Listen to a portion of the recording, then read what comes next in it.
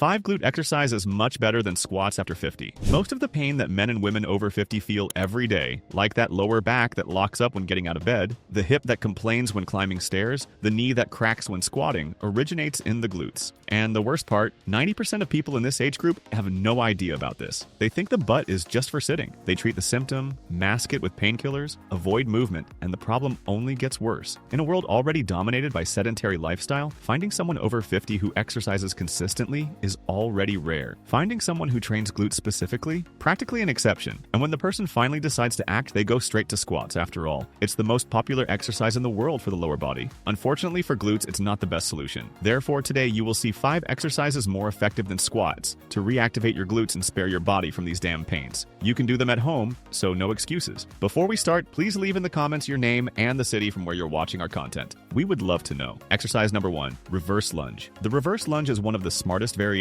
you can include in your training after 50 years, and the reason starts with the joint that worries this age group the most, the knee. Unlike the conventional lunge, where the leg projects forward and generates considerable pressure on the patellofemoral joint, the reverse lunge reorganizes this force in a much more favorable way for the hip. A study published in the Journal of Human Kinetics in 2018 quantified this reduction of joint stress and concluded that the reverse lunge is especially indicated for populations with a history of knee sensitivity without relevant loss of muscle activation compared to the conventional lunge. In practice, this means more efficiency with less risk, which is exactly what anyone over 50 needs to prioritize. The exercise mainly recruits the gluteus maximus of the leg that stays in front, where most of the force is generated during the return phase. The hamstrings and gluteus medius participate as pelvic stabilizers, ensuring that the hip doesn't sway laterally during the movement. It's worth remembering that the gluteus maximus is the largest muscle in the human body, something that 99% of people don't know. And having it well activated has a direct impact on spine stability, posture, and prevention of lower back pain, so common in this life phase. A strong glute acts as a shock absorber for the spine. A weak glute makes the lower back assume this role, and it wasn't designed to do this alone for decades. To execute correctly, stand with your feet hip-width apart. Take a controlled step back with one leg and descend until both knees form approximately 90 degrees. The back knee doesn't need to touch the floor and preferably should stay a few inches from it. Keep your torso upright or slightly leaning forward and push through the heel of the front leg. To return to the starting position, consciously contract the glute during this ascending phase. You'll know you're doing it right when you feel the work concentrated in the buttock of the front leg, not in the thighs. The main errors to avoid are taking too short a step back, making the front knee excessively surpass the toe tip, and transferring almost all the work to the quadriceps, and letting the front knee fall inward during the movement, which overloads the ligaments and compromises glute activation. For those with reduced balance, supporting one hand on a chair or wall is completely valid and doesn't diminish the exercise's efficiency at all. Do 3 sets of 10 to 12 repetitions per side with 60 seconds of rest between sides. Contraindications include severe knee arthritis, recent hip prosthesis, and severe ankle instability without adequate support. Exercise number 2, step up. If there's an exercise that deserves the title of most functional on this list, it's the step up. And functional here isn't a fitness trend word, it's literal. This exercise precisely reproduces a movement you perform dozens of times daily, whether climbing stairs, getting in the car, or overcoming a higher sidewalk. For those over 50, this direct transfer to daily life has immeasurable value. Training the movement is training autonomy, and autonomy after 50 is priceless. The exercise mainly recruits the gluteus maximus of the supporting leg during the ascending phase, with important participation from the quadriceps and hamstrings for movement control and stabilization. The beauty of this exercise lies in its ability to reveal imbalances between body sides. Regular practitioners frequently discover, right in the first weeks, that one leg stabilizes much more easily than the other. This is valuable information for understanding compensation patterns that may be at the root of chronic pain in the hip, knee, and even lower back. The body always finds a way to function, but not always correctly. Correct execution begins before you even put your foot on the step. Position the entire foot on the surface, heel included. When only the front part of the foot goes up, the work migrates almost completely to the quadriceps. With the entire foot on the step, consciously activate the glute of the front leg and push through the heel to elevate the body. The back leg rises in a controlled manner without seeking impulse from the ground, because it's exactly this impulse that steals the work from the glute. Descend with the same attention, controlling the movement instead of simply dropping the body back. The ideal height to start is between 6 and 8 inches. Height doesn't mean results, correct activation does. Those who have knee discomfort can use surfaces of 4 inches with excellent results. Use wall or handrail for balance without any guilt. The main errors to avoid are using impulse from the back leg to go up and not positioning the entire foot on the step. Both drastically reduce glute activation. Do 3 sets of 10 to 12 repetitions per side with 60 seconds of rest. Contraindications include acute knee pain, severe ankle instability, and recent post-operative knee or hip surgery. Before we continue,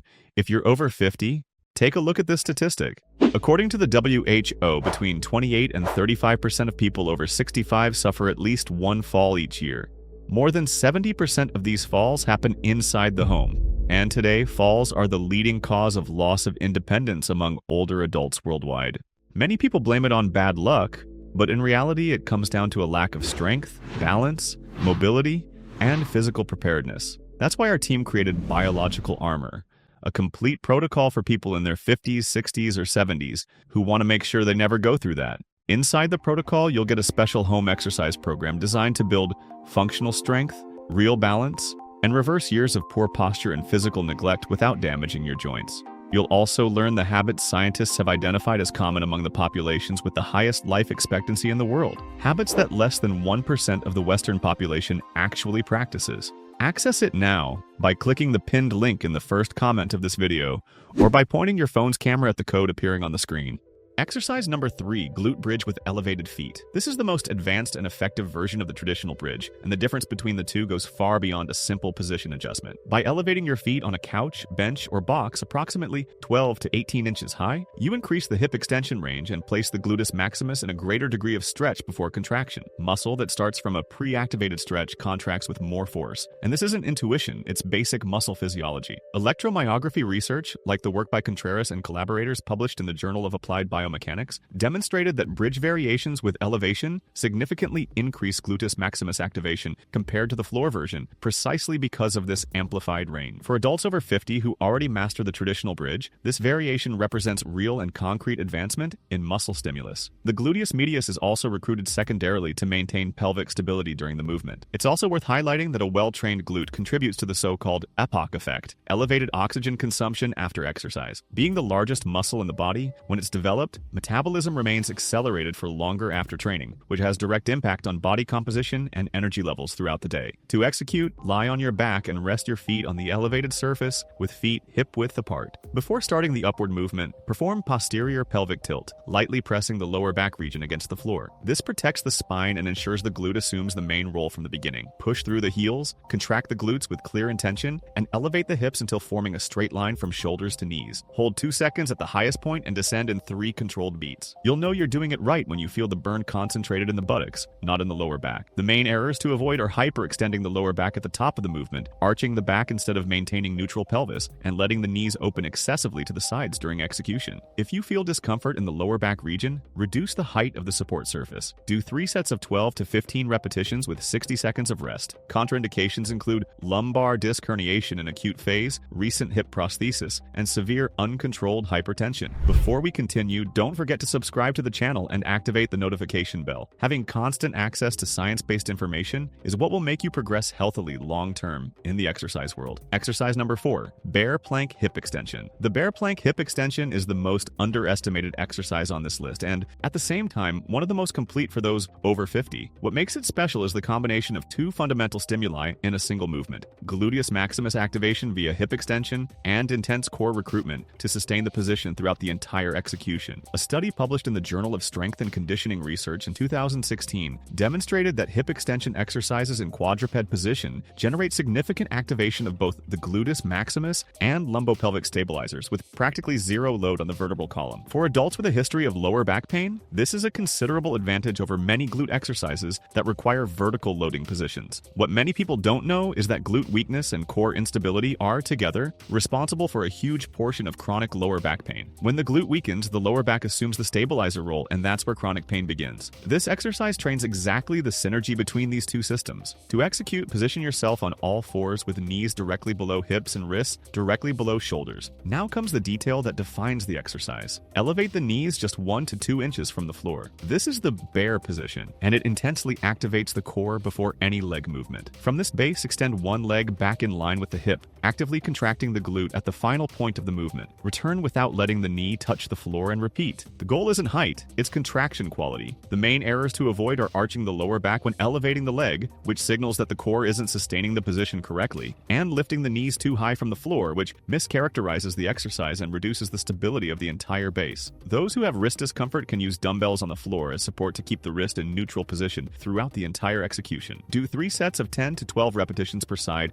with 60 seconds of rest between sets. Contraindications include acute wrist or shoulder pain, severe chondromalacia patella sequelae, and significant balance problems. Exercise number 5, frog pump. The name provokes smiles, but the results are very serious. The frog pump is an exercise less known outside the more specialized functional training circles, but it has a unique property among all glute exercises. By positioning the soles of the feet together and knees open to the sides, the femur enters external rotation, which drastically reduces hamstring and quadriceps participation and forces the gluteus maximus to assume practically alone the work of hip extension. This isolation is especially valuable for people over 50 who suffer from what we call glute amnesia, a phenomenon documented in literature where the glute literally stops activating correctly after years of sedentary lifestyle and repetitive patterns like long hours sitting. Have you ever imagined the largest muscle in your body simply turning off while you walk, climb stairs, or get up from a chair? That's exactly what happens, and the consequences appear as pain and instability in chain. The exercise also recruits the gluteus medius to keep the knees open against gravity throughout the entire movement, making it a highly efficient double stimulus for the entire posterior hip region. To execute, lie on your back, bring the soles of your feet together, and let the knees fall naturally outward like a frog's resting position. Position the feet at a comfortable distance from the hip, neither too close nor too far. Push the hips up, intensely contracting the glutes. Hold 1 second at the highest point and descend with control. Great range of movement isn't necessary. A few inches of elevation are already sufficient to produce maximum glute activation. The main errors to avoid are executing the movement quickly and mechanically without actively contracting the glute in each repetition, and positioning the feet too far from the body, which reduces the exercise's useful range. You should feel the burn in the buttocks, not in the thighs. If the work is predominantly in the thighs, the glute isn't being recruited correctly. Do 3 sets of 20 to 25 repetitions with 45 seconds of rest between them. Contraindications include groin pain, diagnosed femoroacetabular impingement, and acute sacroiliac joint injuries. These 5 exercises already form a complete and very efficient routine to reactivate your glutes and protect your entire body. But if you want to go even further, we have 2 bonus exercises that complement very well everything we've seen so far. Bonus exercise number 1, lateral walk with elastic band. The lateral walk with elastic band is the exercise on this list with the greatest direct impact on long-term joint health for those over 50, and the reason lies in a very well-documented chain of causality. The gluteus medius is the main pelvic stabilizer during gait. When it's weak, each step provokes a subtle lateral drop of the opposite hip, the so-called Trendelenburg sign, generating cumulative asymmetric load on the knees, iliotibial band, and lower back over thousands of daily steps. These are years of silent imbalance corroding joints and soft tissues without the person realizing where the pain comes from. A 2019 study published in the Journal of Physical Therapy Science confirmed lateral walking with elastic band as one of the exercises with greatest gluteus medius activation in all age groups, with particular benefit for adults with hip instability. The gluteus maximus and hip abductors also participate in the movement, making the exercise a complete lateral strengthening tool. To execute, position the elastic band above the knees or at the ankles. Stand with feet hip width apart, slightly bend the knees, and push back the hips a little as if starting a partial squat. Take controlled lateral steps, maintaining tension in the band the entire time. The feet should never come completely together, as this would eliminate tension and interrupt gluteus medius recruitment. The torso remains upright and gaze forward throughout the entire displacement. The main errors to avoid are using excessive speed and momentum, which transfers work to the quadriceps and removes the gluteus medius from the equation, and letting the torso sway laterally with each step, a sign that the core isn't stabilized. You should feel the specific burn on the outer hip. If the work is in the thighs or lower back, reduce speed and check hip position. Do 3 sets of 12 to 15 steps per direction, with 60 seconds of rest between sets. Contraindications include acute knee ligament injury, recent hip replacement, and iliotibial band syndrome in inflammatory phase. Bonus exercise number 2, sumo squat. Yes, you read correctly. In this video's title, we promised exercises better than squats, and we delivered. The traditional squat is primarily a quadriceps exercise, and when the goal is the glute, there are much more direct options, exactly like the 5 you've already seen. But there's a squat version that completely changes this equation, the sumo squat. And therefore, if you don't like any type of squat, be completely calm. This is a bonus exercise. The previous 5 will already give you steel glutes. But if you're open to including one more variation, this one is very worthwhile. A study published in the Journal of Sports Science and Medicine in 2015 directly compared conventional squat with sumo and found significantly greater activation of gluteus maximus and adductors in the sumo version, plus lower torque on the knee, making it mechanically safer for those with a history of joint sensitivity. The position with legs apart and feet pointed outward facilitates descent for those with limited ankle or hip mobility, because external femur rotation creates a natural movement path that reduces the requirement for aggressive ankle dorsiflexion. To execute, position feet wider than shoulder width, with toes turned 30 to 45 degrees outward. Descend, pushing the knees in the direction of the toe tips, while the hips recede as if sitting in an invisible chair. Keep the torso upright and heels firm on the floor throughout the entire movement. Rise actively contracting the glutes at the top. The main errors to avoid are knee collapse inward during the ascent, which overloads ligaments and drastically reduces glute activation, and lifting the heels during descent, a sign of reduced ankle mobility that can be corrected with thin support under the heels. Use a front mirror to verify knee alignment, especially at the beginning. Do 3 sets of 12 to 15 repetitions with 60 to 90 seconds of rest between them. Contraindications include severe hip arthritis, groin pain, and acute trochanteric bursitis. If you want to check out the best regenerative exercises practiced by the Japanese to cure years of bad posture, we left a video appearing right now on the screen showing each one of them better. Take a look there, and don't forget to also check our biological shielding protocol. Thank you for watching until here, and may God bless you, my friend.